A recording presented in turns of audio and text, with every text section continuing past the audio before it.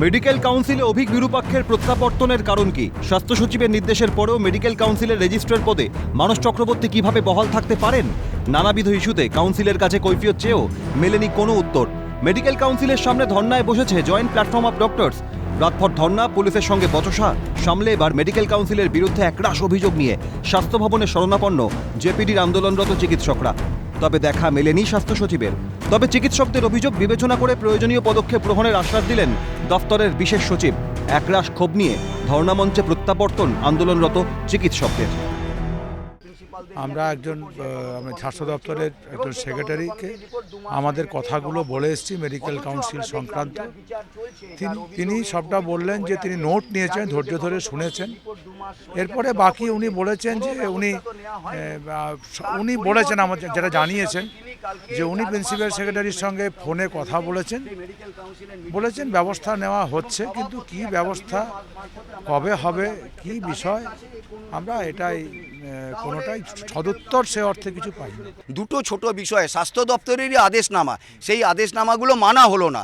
তাদেরই সই করা আদেশনামা না মেনে ওখানে রেজিস্ট্রার বেআইনিভাবে চেয়ার দখল করে থাকবেন এবং একইভাবে তাদেরই আদেশনামাতে তদন্ত রিপোর্ট 2 মাস আগে জমা পড়বে এবং সেই জমা পড়া রিপোর্ট নিয়ে তারা চুপ করে বসে থাকবেন।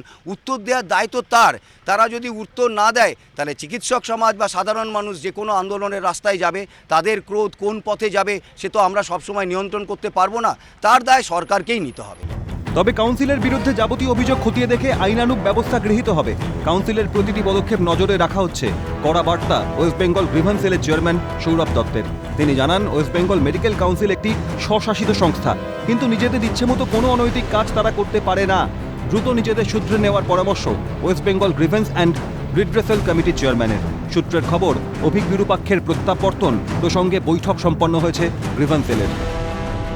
বারবার আমাদেরকে যেটা বলা হয়েছে এবং আমাদেরকেও দেখতে বলা হয়েছে যে এই রকম দাদাগিরি কোনোভাবে কেউ আর ফিরিয়ে আনতে পারবে না। ওয়েস্ট বেঙ্গল মেডিকেল কাউন্সিলে নিয়ে ঝুড়ি অভিযোগ আছে। আমার কাছে খবর তাদের যারা হেলথ সেক্রেটারির কাছেও এই ব্যাপারে ঝুড়ি অভিযোগ আছে। ওয়েস্ট বেঙ্গল মেডিকেল কাউন্সিলের নিজেদের ইমিডিয়েট ইন্ট্রোস্পেক্ট করা উচিত, না হলে যারা ওয়েস্ট বেঙ্গল মেডিকেল কাউন্সিলকে মনে করছেন যে ব্যক্তিগত সম্পত্তি, তাদের জন্য খুব ভালো দিন আসবে না। জেপিডির প্রতিবাদ বিক্ষোভে সোমবার থেকেই সরগরম মেডিকেল কাউন্সিল। প্রতিবাদ স্বরূপ কাউন্সিলের সহসভাপতি সুশান্ত রায়, সদস্য কৌশিক বিশ্বাস, এমনকি ওয়েস্ট বেঙ্গল মেডিকেল কাউন্সিলের সরকার মনোনীত সদস্য নির্মল মাঝির উদ্দেশ্যে চোর স্লোগান আন্দোলনরত চিকিৎসকদের।